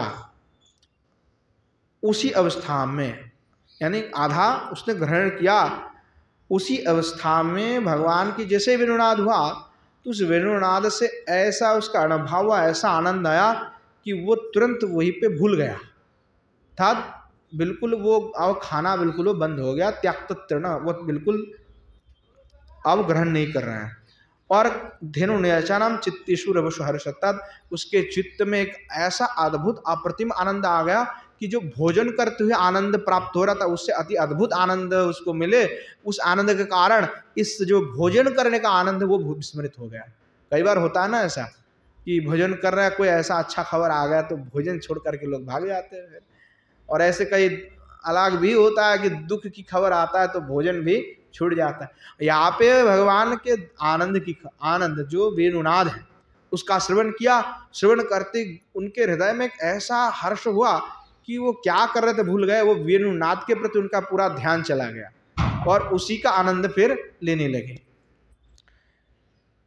यदुक्तम ताभी, वो अभी भागवत जी में कहा गया है, गावश्च कृष्ण मुख निर्गत वेणु गीतो पीयूष मुक्त भित कर्ण पूटे पिबंत्या। तो गैया क्या करती है, श्री भगवान के मुख से निर्गत हुई जो वेणुगीत है, उस अमृत जो रूपी जो नाद है उसका जो है पान करते। कैसे बोले, कर्णपुट ही पिबंत्या, कर्णपुट से जो है उसका पान करते और आनंदित हो जाते हैं। रूपरि विलसता मंगलानम बलनीन भंग्या महिता शुर वृंदानम ललनाजीन। और श्री भगवान आपने जो ये वेणुवादन कर रहे हैं, जो वरहा बिडम नट वरहा, ऐसे जो भगवान के स्वरूप है, उन अद्भुत रूप को देख करके विलसता मंगलम बलनीन भंग्या महिता, तो दूर से जो जा रही आकाश मार्ग से देव की पत्नी आदि, उन सभी दर्शन करके क्या हो जाते हैं, बिल्कुल मुग्ध हो जाते हैं। कह रहे कि भंग्या मोहिता शुर वृंदानम ललना जेन, अर्थात वहाँ जो शुर ललना है वो बिल्कुल क्या हो जाते हैं, एकदम मोहित हो जाते हैं, मुग्ध हो जाते हैं। यदुक्तम ताविरवो, जो भागवत जी में कहते हैं, कृष्णम निरीक्ष वनितोत्सवचार वेशम श्रुता चतत कणित वेणु विचित्र गीतम दिव्यो विमानगत स्मरणनुसारा भ्रष्ट प्रसून कवरा मुहुर्विनिव्य। अर्थात जब श्री भगवान कृष्णचंद्र वेणुवादन कर रहे हैं और उन अवस्था में कृष्ण का जो रूप और सौंदर्य है उसको दर्शन करते हुए, कैसे रूप दर्शन है बोले, वनितोत्सवचारु वेशम, यानी बहुत सुंदर जो भगवान की वेश है उसको देखकर, श्रुत्वाच तत्कणित विचित्र गीतम बोले, और देख भी तो रहे हैं और जो भगवान के जो दिव्य जो ये मधुर नाद भगवान वेणु के द्वारा कर रहे हैं उसको ये सुन रहे हैं। सुन करके दिव्यो विमान गति स्मरण सारा भ्रषत पशु न कवरा मुहुर्विनिव्यति। तो कोई सखी कहती है कि देखो देखो कृष्ण के ऐसे अद्भुत महिमा है कि भगवान वेणुवादन कर रहे हैं तो देव की पत्नी भी विमोहित हो रहे हैं। तो बोले, अरक सखी कहने लगे कि भाई ये कहो कि तुमको कैसे पता लग गया। तो बोले, देख नहीं रहे हो कि यहाँ पे जो देवताओं में, देवलोक में नंदन कानन में पाए जाने वाले जो पुष्प है, वो पुष्प जो है कवर में इन्होंने धारण करके रखी हुई है और वो पुष्प जो है भूमि पे गिर रहा है। तो इसका तात्पर्य यही है कि जो स्त्री विमान से जा रही है देवलोक के, वो सब जो है यहाँ पे जो है एकदम बिल्कुल हतभम्बित हो गए, भगवान को दर्शन करके बिल्कुल क्या है एकदम मुग्ध हो गए और उनके कवर जो है गिर रहे हैं। और मुहुर्विनिव्यति, और बोलते हैं कि वस्त्र भी नीचे गिर रहे हैं, जिससे निविबंधन जो है एकदम ढीली पड़ गई। तो वो से समझ में आ रहा है कि देव की जो पत्नी है वो बिल्कुल जो है विमुग्ध हो चुकी है भगवान कैसे रूप और भगवान कैसे वेणुनाद को श्रवण करके। भिल्ल जुवती ही तत्पुलिंद तरुणी तोषेति तादृश मसृणेषु कुमलेषु शंपेषु तृणेषु मृतंच पादभुसृणम यश्य। तो कह रहे कि भिल जुवती, जो भिल है, भिल कहते हैं ना भिल, तो उसको पुलिंद शब्द से संस्कृत में कहा जाता है। तो भूल युवती पुलिंद तृणी, पुलिंद की कन्या तृणी आदि वो भी तोषित हो रहा है। बोले कैसे? बोले भगवान आपने जो श्री अंग है उस अंग में जो है कुंकुम आदि धारण की हुई है। तो भगवान के शरीर के जो तृण कुंकुम आदि हैं, कुंकुम आदि वो कई कई प्रकार से जो है भूमि में गिर रहा है, अर्थात वृंदावन के जो तृण आदि है उस तृण आदि में जाकर के संलिप्त हो रहा है। तो बाद में जब श्री भगवान वहां से गमन किए तो पीछे पीछे जो ये पुलिंद तरुणी है वो आ रहे हैं, आकर के क्या कर रहे हैं, जो श्री भगवान की श्री चरण से च्युत हुई जो यह जो चंदन आदि कुंकुम आदि है वो जो तृण में ऊपर ऊपर जो गिरी पड़ी हुई है उसको क्या करे, वह वहां से ग्रहण कर रहे हैं। तो ग्रहण करते हुए क्या कर रहे हैं, बोले कांता कुछ स्पर्शद यद पादुर लग्नम कुंकुमम हरि तृण लग्न पुलिंद मुखेशु लिम्पंत काम तापम त्यजंती भावः। अर्थात वहाँ जो श्री भगवान की चरणच्युत जो कुंकुम आदि हैं वो कुंकुम आदि वो तृण से जो है अलग करते हुए वो आपने मुखारविंद में लेपन कर रहे हैं, आपने कुछ में स्पर्श करा रहे हैं और करते हुए जो है जो अपने हृदय में जो ताप है, प्रेम ताप है, काम तापम त्यजंती भाव, तद भगवान के प्रति उनकी जो प्रेम है उस जो परंतु मिल नहीं पा रहा है, परंतु भगवान के अंग से स्पर्शित हुई कुंकुम को अपने शरीर पे लगाते हुए उस जो विराह है, जो ताप, उस ताप को वो नष्ट कर रहे हैं। ऐसे यदुक्तम तावि पूर्ण पुलिंद उर्गाय पदब्जुराग श्री कुंकुमेन दयितास्तन मंडितेन तदर्शन स्मर रुजस्तृणरूषितेन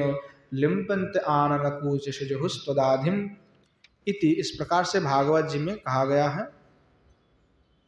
अब आगे कह रहे हैं कि हारिण्यो रमणीया जहाँ हरिण योषितो मृगस्ताशाम यानी अमलानी नेत्राणि तिभ्य सुकथम वक्त्र कमलम यशः। तो श्री भगवान के जो नेत्र हैं वो कैसे अद्भुत सुंदर है। तो कहते हैं कि जो हरिण है उस हरिण के नेत्र बहुत सुंदर होते हैं। तो हरिण और हरिणी, कृष्ण मृग और मृगिणी एक दूसरे के नेत्र को देख रहे हैं तो बड़ा सुंदर है। तो भगवान जब वेणुनाद करते हैं तो वेणुनाद से फिर भी भगवान के जो नाद है उस नाद को, वेणु की नाद को श्रवण करते वो भी विमुग्धित हो जाते हैं और विमुग्धित होकर के भगवान के पास आ जाते हैं। और वह जब नेत्र को देखते हैं तो सोचते कि भाई हमारे नेत्र से तो इनको नेत्र बहुत सुंदर है। जो हरिणी है वो सोचते कि भाई हम तो इनके नेत्र देख रहे थे, ये तो इनके नेत्र से अधिक सुंदर है। तो ऐसे भगवान के नेत्र हैं। तो कह रहा है कि नेत्राणि दिव्य सुखतम वक्त्र कमलम, यानी जो हरिण योषित है उनके लिए भी, जिनके नेत्र का दर्शन करके हरिणी भी आचंबित हो जाते हैं और तोषित हो जाते, ऐसे अद्भुत सुंदर नेत्र भगवान आपके हैं। यदुक्तम ताभिरेव, जो भागवत जी में भी कहा गया, धन्य स्म मुड़मतोपि हरिण्यायता एतयानंद नंदन उपात्त विचित्र वेशम आकर्ण वेणुरवलितम सह कृष्ण सारा पूजम दधुर्विरचितम प्रणयावलोके दास्य नृत्येन शैलेन रचितम सेवनम यशः। तो इस प्रकार जो है श्री भागवत जी में भगवान की उस सौंदर्य का वर्णन किया गया है। भागवत जी में वेणुगीत के माध्यम से, भगवान के और भी श्लोकों के माध्यम से भागवत में वर्णन किया गया है। श्री रूप गोस्वामी पाद संक्षेप रूप में उसका स्वरूप का वर्णन कर रहे हैं। अब आगे कह रहे हैं कि दास्य नृत्येन शैलेन रचितम सेवनम यस्य। जो दास्य हैं और वो कौन है, तो शैलेन रचितम सेवनम, शैलेन पर्वतेन अर्थात गिरिराजन रचितम निरतन अर्थात गिरिराज जी निरंतर जिनकी सेवा कर रहे हैं। यदुक्तम ताभिरेव, जो भागवत जी में भी कहा गया, हंताय मद्रिरवला हरिदास वर्यो यद्राम कृष्ण चरण स्पर्शु प्रमोदा मानम तनति सह गो गणोस्तरषत पानीय शूयवकंदर कंदमूलई।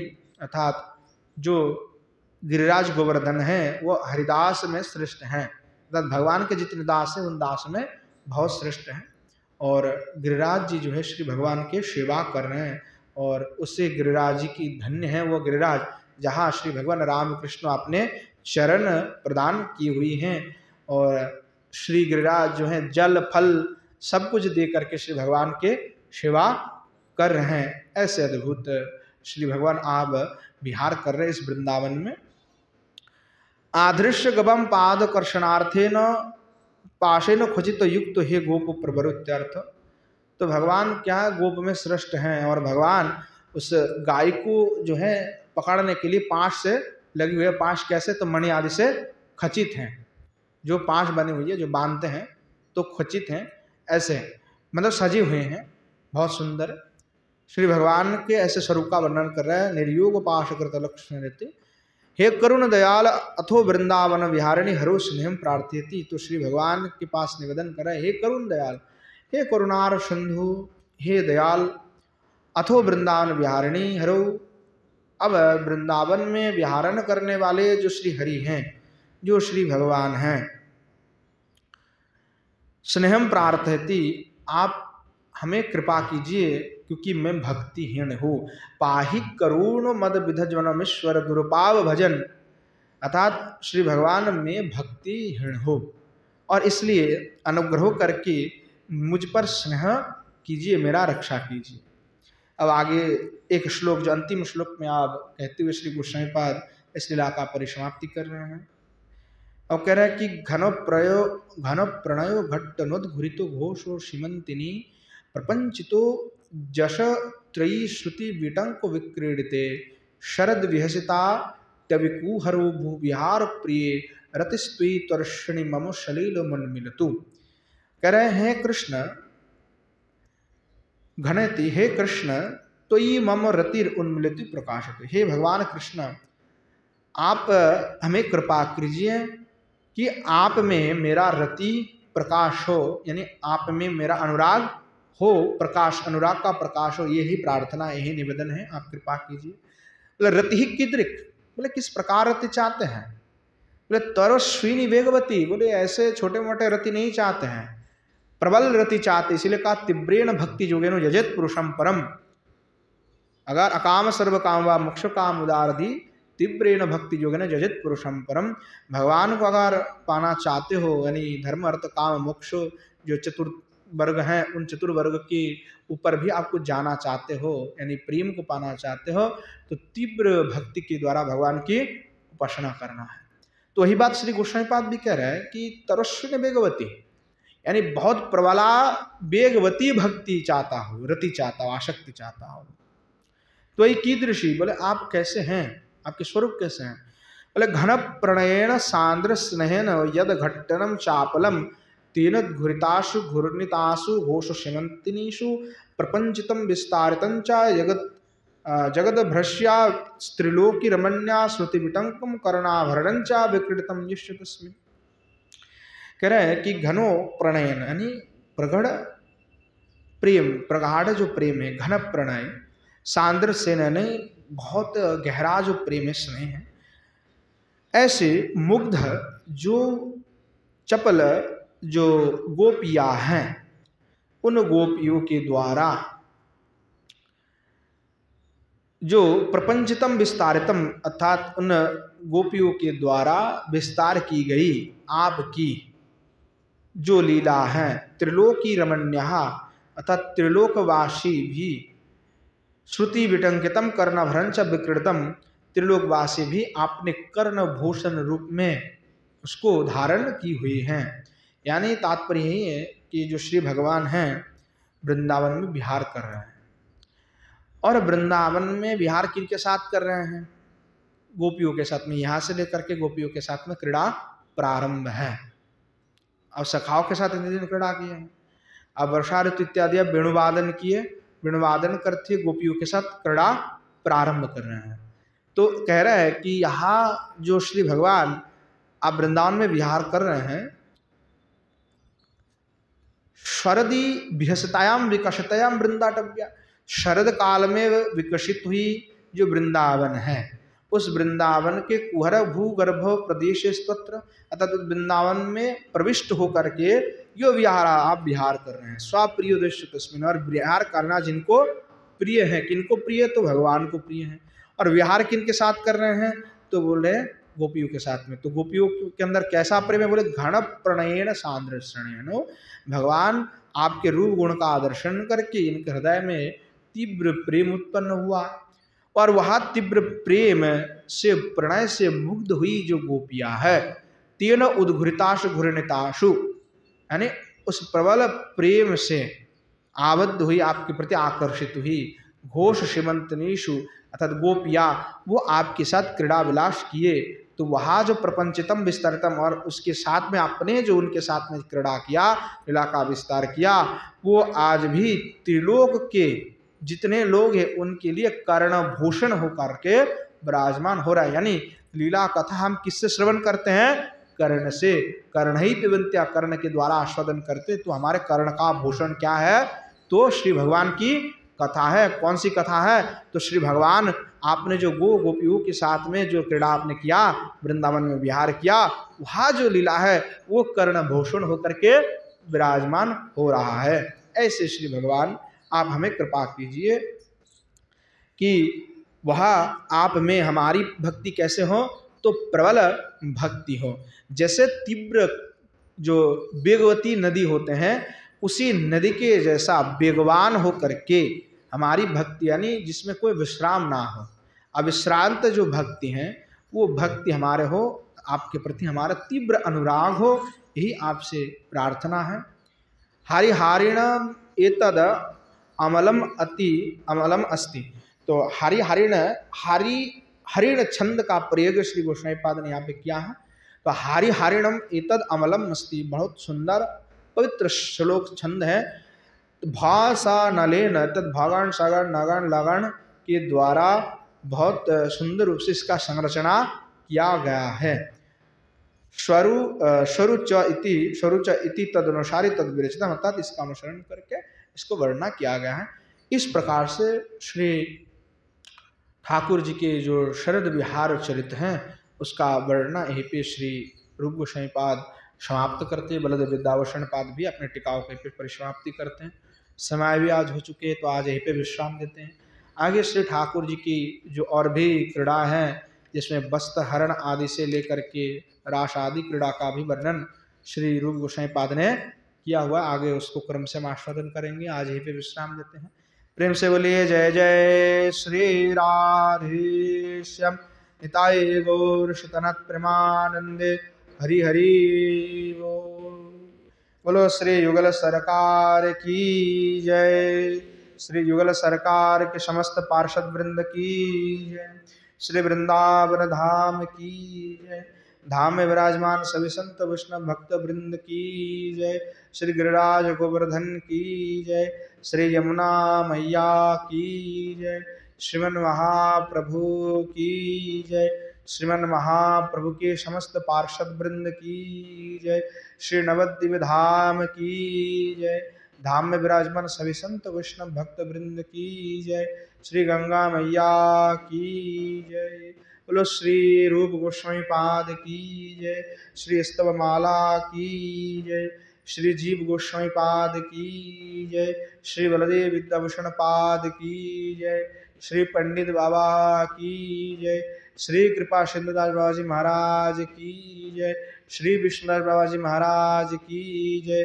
श्री राम गोपाल दास बाबा जी महाराज की जय। आस्किर हरि कथा की जय। हरि कथा में पधारने वाले सभी संत वैष्णव भक्त वृंद की जय। आवनावन गुरु गोविंद की जय। भागवत निवास की जय। बोलो श्री ठाकुर गिरिंद्र बिहारी जी की जय। बोलो जय जय श्री राधे श्याम निताय गौर शितानाथ प्रेमानंद हरि हरि।